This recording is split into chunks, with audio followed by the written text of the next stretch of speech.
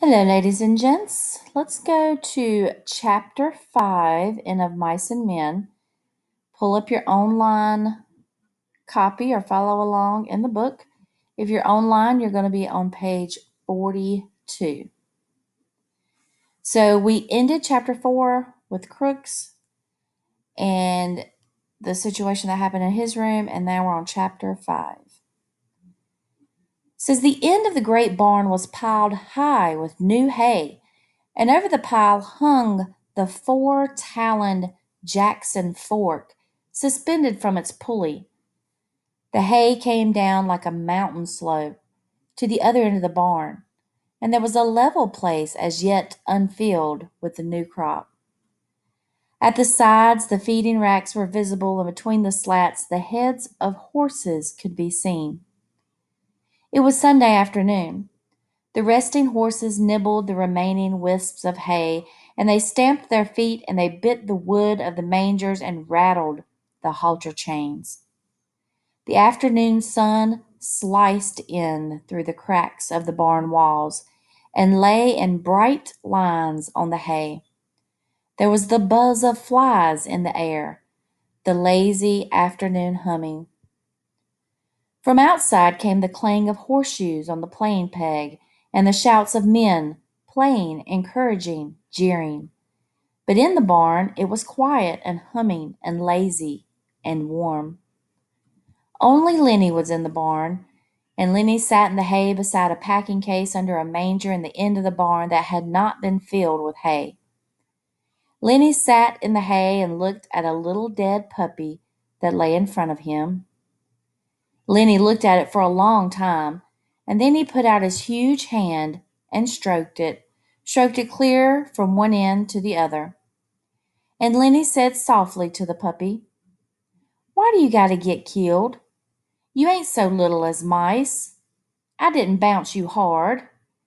He bent the pup's head up and looked in its face and said to it, "Now maybe George ain't gonna let me tend no rabbits if he finds out you got killed."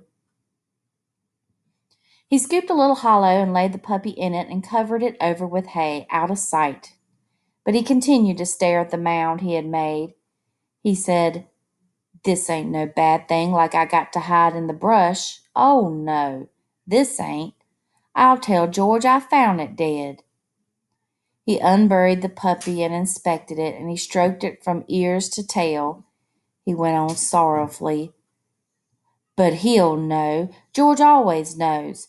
He'll say, 'You done it. Don't try to put nothing over on me.' And he'll say, 'Now just for that, you don't get to tend no rabbits.'" Suddenly his anger arose. "Damn you," he cried. "Why do you got to get killed? You ain't so little as mice." He picked up the pup and hurled it from him. He turned his back on it. He sat bent over his knees and he whispered, "Now I won't get to tend the rabbits. Now he won't let me." He rocked himself back and forth in his sorrow. From outside came the clang of horseshoes on the iron stake, and then a little chorus of cries. Lenny got up and brought the puppy back and laid it on the hay and sat down. He stroked the pup again. "You wasn't big enough," he said. "They told me and told me you wasn't. I didn't know you'd get killed so easy." He worked his fingers on the pup's limp ear. "Maybe George won't care," he said. "This here damned little son of a bitch wasn't nothing to George." Curly's wife came around the end of the last stall. She came up very quietly so that Lenny didn't hear her or didn't see her. She wore her bright cotton dress and the mules with the red ostrich feathers. Her face was made up and the little sausage curls were all in place. She was quite near to him before Lenny looked up and saw her. In a panic, he shoveled hay over the puppy with his fingers. He looked sullenly up at her. She said, "What you got there, sonny boy?" Lenny glared at her. "George says I ain't to have nothing to do with you, talk to you nor nothing." She laughed. "George giving you orders about everything?" Lenny looked down at the hay. "Says I can't tend no rabbits if I talk to you or anything," she said quietly. He's scared Curly'll get mad. Well, Curly got his arm in a sling, and if Curly gets tough, you can break his other hand. You didn't put nothing over on me about getting caught in no machine." But Lenny was not to be drawn. "No, sir, I ain't going to talk to you or nothing." She knelt in the hay beside him. "Listen," she said, "all the guys got a horseshoe tenement going on. It's on about 4 o'clock. None of them guys is going to leave that tenement. Why can't I talk to you? I never get to talk to nobody. I get awfully lonely." Lenny said, "Well, I ain't supposed to talk to you or nothing." "I get lonely," she said. "You can talk to people, but I can't talk to nobody but Curly, else he gets mad. How'd you like to not to talk to anybody?" Lenny said, "Well, I ain't supposed to. George is scared I'll get in trouble." She changed the subject. "What you got covered up there?" Then all of Lenny's woe came back on him. "Just my pup," he said sadly. "Just my little pup." And he swept the hay from on top of it. "Why, he's dead," she cried. "He was so little," said Lenny. "I was just playing with him, and he made like he's gonna bite me, and I made like I was gonna smack him, and I done it, and then he was dead." She consoled him. "Don't you worry none. He was just a mutt. You can get another one easy. The whole country is full of mutts." "It ain't that so much," Lenny explained miserably. "George ain't gonna let me tend no rabbits now." "Why don't he?" "Well, he said if I done any more bad things, he ain't gonna let me tend the rabbits." She moved closer to him and she spoke soothingly. "Don't you worry about talking to me. Listen to the guys yell out there.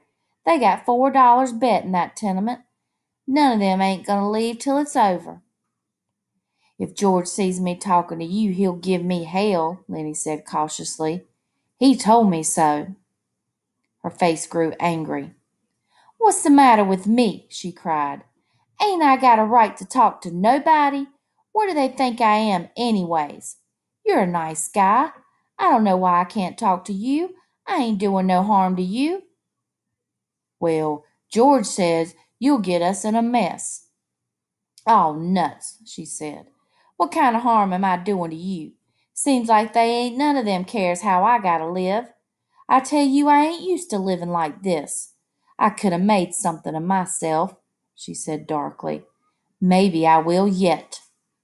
And then her words tumbled out in a passion of communication, as though she hurried before her listener could be taken away. "I lived right in Salinas," she said. "Come there when I was a kid. Well, a show come through and I met one of the actors. He says I could go with that show, but my old lady wouldn't let me. She says because I was only 15. But the guy says I coulda. If I'd a went, I'd be living like this, you bet." Lenny stroked the pup back and forth. "We gonna have a little place and rabbits," he explained. She went on with her story quickly before she could be interrupted. "Another time I met a guy and he was in pictures. Went out to the Riverside Dance Palace with him. He says he was going to put me in the movies. Said I was a natural. Soon he's got back to Hollywood. He was going to write to me about it." She looked closely at Lenny to see whether she was impressing him. "I never got that letter," she said. "I always thought my old lady stole it. Well, I wasn't going to stay in a place where I couldn't get nowhere and make nothing of myself and where they stole your letters. So I asked her if she stole it too, and she says no. So I married Curly. Met him out at the Riverside Dance Palace that same night." She demanded, "You listening?" "Me? Sure." "Well, I ain't told this to nobody before. Maybe I oughtn't to. I don't like Curly. He ain't a nice fella." And because she had confided in him, she moved closer to Lenny and sat beside him. "Could have been in the movies and had nice clothes, all them nice clothes like they wear. And I could have sat in them big hotels and had pictures took of me. When they had them previews, I could have went to 'em and spoke on the radio, and it wouldn't have cost me a cent because I was in the picture. And all them nice clothes like they wear, because this guy says I was a natural." She looked up at Lenny and she made small grand gesture with her arm and hand to show that she could act. The fingers trailed after her leading wrist, and her little finger stuck out grandly from the rest. Lenny sighed deeply. From outside came the clang of a horseshoe on metal and then a chorus of cheers. "Somebody made a ringer," said Curly's wife. Now the light was lifting as the sun went down, and the sun streaks climbed up the wall and fell over the feeding racks and over the heads of the horses. Lenny said, "Maybe if I took his pup out and throwed him away, George wouldn't never know, and then I could tend the rabbits without no trouble." Curly's wife said angrily, "Don't you think of nothing but rabbits?" "We're going to have a little place," said Lenny, explained patiently. "We're going to have a house and a garden and a place for alfalfa, and that alfalfa is for the rabbits, and I take a sack and get it all full of alfalfa, then I take it to the rabbits." She asked, "What makes you so nuts about rabbits?" Lenny had to think carefully before he could come to a conclusion. He moved cautiously close to her until he was right against her. "I like to pet nice things. Once at a fair I seen some of them long-haired rabbits, and they was nice, you bet. Sometimes I've even pet mice, but not when I couldn't get nothing better." Curly's wife moved away from him a little. "I think you're nuts," she said. "No, I ain't," Lenny explained earnestly. "George says I ain't. I like to pet nice things with my fingers, soft things." She was a little bit reassured. "Well, who don't?" she said. "Everybody likes that. I like to feel silk and velvet. Do you like to feel velvet?" Lenny chuckled with pleasure. "You bet, by God," he cried happily. "And I had some, too. A lady gave me some, and that lady was my own Aunt Clara. She give it right to me, 'bout this big a piece. I wished I had that velvet right now." A frown came over his face. "I lost it," he said. "I ain't seen it for a long time." Curly's wife laughed at him. "You're nuts," she said. "But you're a kind of nice fella, just like a big baby. But a person can see kind of what you mean. When I'm doing my hair sometimes I just sit and stroke it 'cause it's so soft." To show how she did it, she ran her fingers over the top of her head. "Some people got kind of coarse hair," she said complacently. "Take Curly. His hair's just like wire, but mine is soft and fine. Course I brush it a lot. That makes it fine. Here, feel right here." She took Lenny's hand and put it on her head. "Feel around there and see how soft it is." Lenny's big fingers fell to stroking her hair. "Don't you muss it up," she said. Lenny said, "Oh, that's nice," and he stroked harder. "Oh, that's nice. Look out now, you'll muss it." And then she cried angrily, "You stop it now, you'll mess it all up." She jerked her head sideways, and Lenny's fingers closed on her hair and hung on. "Let go," she cried. "You let go." Lenny was in a panic. His face was contorted. She screamed then, and Lenny's other hand closed over her mouth and nose. "Please don't," he begged. "Oh, please don't do that. George'll be mad." She struggled violently under his hands. Her feet battered on the hay, and she writhed to be free. And from under Lenny's hand came a muffled screaming. Lenny began to cry with fright. "Oh, please don't do none of that," he begged. "George's going to say I done a bad thing. He ain't going to let me tend no rabbits." He moved his hand a little, and her hoarse cry came out. Then Lenny grew angry. "Now don't," he said. "I don't want you to yell. You going to get me in trouble just like George says you will. Now don't you do that." And she continued to struggle, and her eyes were wild with terror. He shook her then, and he was angry with her. "Don't you go yelling," he said, and he shook her, and her body flopped like a fish. And then she was still, for Lenny had broken her neck. Lenny looked down at her, and carefully he removed his hand from over her mouth, and she lay still. I don't want to hurt you, he said, but George'll be mad if you yell. When she didn't answer nor move, he bent closely over her. He lifted her arm and let it drop. For a moment he seemed bewildered, and then he whispered in fright, I done a bad thing. I done another bad thing. He pawed up the hay until it partly covered her. From outside the barn came a cry of men and the double clang of shoes on metal. For the first time, Lenny became conscious of the outside. He crouched down in the hay and listened. I done a real bad thing, he said. I shouldn't have did that. George'll be mad, and he said, and hide in the brush till he come. He's gonna be mad. In the brush till he come. That's what he said. Lenny went back and looked at the dead girl. The puppy lay close to her. Lenny picked it up. I'll throw him away, he said. It's bad enough like it is. He put the pup under his coat, and he crept to the barn wall and peered out between the cracks toward the horseshoe game, and then he crept around the end of the last manger and disappeared. The sun streaks were high on the wall by now, and the light was growing soft in the barn. Curly's wife lay on her back, and she was half covered with hay. It was very quiet in the barn, and the quiet of the afternoon was on the ranch. Even the clang of the pitched shoes, even the voices of the men in the game seemed to grow more quiet. The air in the barn was dusky in advance of the outside day. A pigeon flew in through the open hay door and circled and flew out again. Around the last stall came a shepherd bitch, lean and long, with heavy hanging dugs. Halfway to the packing box where the puppies were, she caught the dead scent of Curly's wife, and the hair arose along her spine. She whimpered and cringed to the packing box and jumped in among the puppies.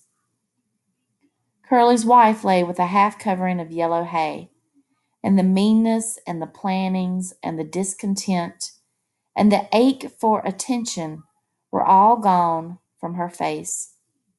She was very pretty and simple, and her face was sweet and young. Now her rouged cheeks and her red lips made her seem alive and sleeping very lightly. The curls, tiny little sausages, were spread on the hay behind her head, and her lips were parted. As happens sometimes, a moment settled and hovered and remained for much more than a moment, and sound stopped and movement stopped for much, much more than a moment. Then gradually time awakened again and moved sluggishly on. The horses stamped on the other side of the feeding racks, and the halter chains clinked. Outside, the men's voices became louder and clearer. From around the end of the last stall, old Candy's voice came. Lenny, he called. Oh, Lenny, you in here? I've been figuring some more. Tell you what we can do, Lenny. Old Candy appeared around the end of the last stall. Oh, Lenny, he called again, and then he stopped and his body stiffened. He rubbed his smooth wrist on his white stubble whiskers. I didn't know you was in here, he said to Curly's wife. When she didn't answer, he stepped nearer. You oughtn't to sleep out here, he said disapprovingly. And then he was beside her and, oh, Jesus Christ. He looked about helplessly and he rubbed his beard, and then he jumped up and went quickly out of the barn. But the barn was alive now. The horses stamped and snorted, and they chewed the straw of their bedding, and they clashed the chains of their halters. In a moment, Candy came back, and George was with him. George said, What was it you wanted to see me about? Candy pointed at Curly's wife. George stared. What's the matter with her? He asked. He stepped closer, and then he echoed Candy's words. Oh, Jesus Christ. He was down on his knees beside her. He put his hand over her heart, and finally, when he stood up slowly and stiffly, his face was as hard and tight as wood, and his eyes were hard. Candy said, What done it? George looked coldly at him. Ain't you got any idea? He asked. Candy was silent. I should have knew, George said hopelessly. I guess maybe way back in my head I did. Candy asked. What we going to do now, George? What we going to do now? George was a long time in answering. Guess we got to tell the guys. I guess we got to get him and lock him up. We can't let him get away while the poor bastard starve. And he tried to reassure himself. Maybe they'll lock him up and be nice to him. But Candy said excitedly, We ought to let him get away. You don't know what that Curly gonna want to get him lynched. Curly'll get him killed.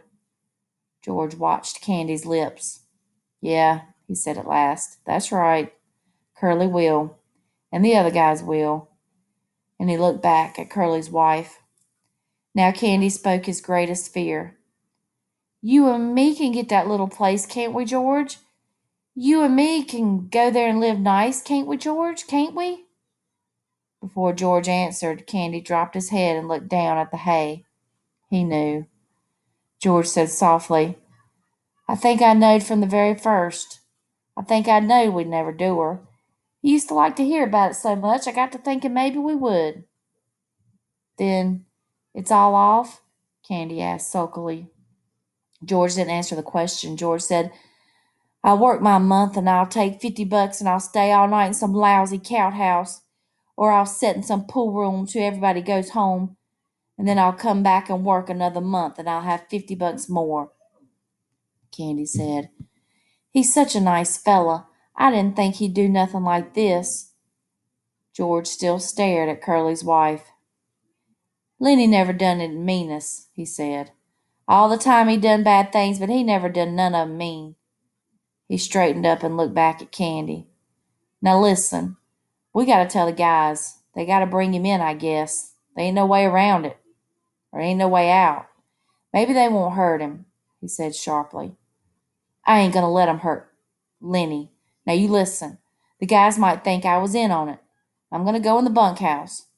Then in a minute you come out and tell the guys about her, and I'll come along and make like I never seen her. Will you do that, so the guys won't think I was in on it?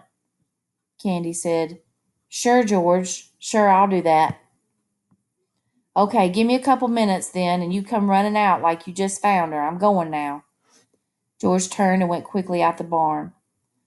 Old Candy watched him go. He looked helplessly back at Curly's wife, and gradually his sorrow and his anger grew into words. You damn tramp, he said viciously. You done it, didn't you? I suppose you're glad. Everybody knowed you'd mess things up. You wasn't no good. You ain't no good now, you lousy tart. He sniveled, and his voice shook. I could have hoed in the garden and washed dishes for them guys. He paused and then went on in a sing-song, and he repeated the old words. If there was a circus or a baseball game, we would have went to her. Just said to hell with work and went to her. Never asked nobody say so, and they'd have been a pig and chickens, and in the winter, the little fat stove, and the rain coming, and us just sitting there. His eyes blinded with tears, and he turned and went weakly out of the barn, and he rubbed his bristly whiskers with his wrist stump. Outside, the noise of the game stopped. There was a rise of voices in question, a drum of running feet. The men burst into the barn. Slim and Carlson and young Wit and Curly and Crooks keeping back out of attention range. Candy came after them, and last of all came George. George had put on his blue denim coat and buttoned it, and his black hat was pulled down low over his eyes. The men raced around the last stall. Their eyes found Curly's wife in the gloom. They stopped and stood still and looked. Then Slim went quietly over to her, and he felt her wrist. One lean finger touched her cheek, and then his hand went under her slightly twisted neck, and his fingers explored her neck. When he stood up, the men crowded near, and the spell was broken. Curly came suddenly to life. I know who done it, he cried. That big son of a bitch done it. I know he done it. Why, everybody else was out there playing horseshoes. He worked himself into a fury. I'm gonna get him. I'm going for my shotgun. I'll kill the big son of a bitch myself. I'll shoot him in the guts. Come on, you guys. He ran furiously out of the barn. Carlson said, "I'll get my Luger," and he ran out too. Slim turned quietly to George. "I guess Lenny done it all right," he said. "Her neck's bust. Lenny could have did that." George didn't answer, but he nodded slowly. His hat was so far down on his forehead that his eyes were covered. Slim went on. "Maybe like that time in Weed you was telling about?" Again George nodded. Slim sighed. "Well, I guess we gotta get him. Where you think he might have went?" It seemed to take George some time to free his words. "He would have went south," he said. "We come from north, so he would have went south." "I guess we gotta get him," Slim repeated. George stepped close. "Couldn't we maybe bring him in and they'll lock him up? He's nuts, Slim. He never done this to be mean." Slim nodded. "We might," he said.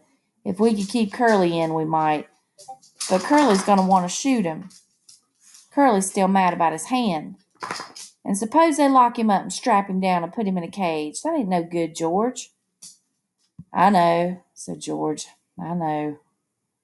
Carlson came running in. "The bastard stole my Luger," he shouted. "It ain't in my bag." Curly followed him, and Curly carried a shotgun in his good hand. Curly was cold now. "All right, you guys," he said. "The man's got a shotgun. You take it, Carlson. When you see him, don't give him no chance. Shoot for his guts. That'll double him over." Whit said excitedly. "I ain't got a gun." Curly said, "You go in Soledad and get a cop. Get Al Wilkes. He's a deputy sheriff. Now let's go." He turned suspiciously on George. "You coming with us, fella?" "Yeah," said George, "I'll come. But listen, Curly, the poor bastard's nuts. Don't shoot him. He didn't know what he was doing." "Don't shoot him," Curly cried. "He got Carlson's Luger. Course we'll shoot him." George said weakly, "Maybe Carlson lost his gun." "I seen it this morning," said Carlson. "Nah, it's been took." Slim stood looking down at Curly's wife. He said, "Curly, maybe you better stay here with your wife." Curly's face reddened. "I'm going," he said. "I'm going to shoot the guts out of that big bastard myself, even if I only got one hand. I'm going to get him." Slim turned to Candy. "You stay here with her then, Candy. The rest of us better get going." They moved away. George stopped a moment beside Candy, and they both looked down at the dead girl until Curly called, "You, George, you stick with us so we don't think you had nothing to do with this." George moved slowly after them, and his feet dragged heavily. And when they were gone, Candy squatted down in the hay and watched the face of Curly's wife. "Poor bastard," he said softly. The sound of the men grew fainter. The barn was darkening gradually, and in their stalls the horses shifted their feet and rattled the halter chains. Old Candy lay down in the hay and covered his eyes with his arms.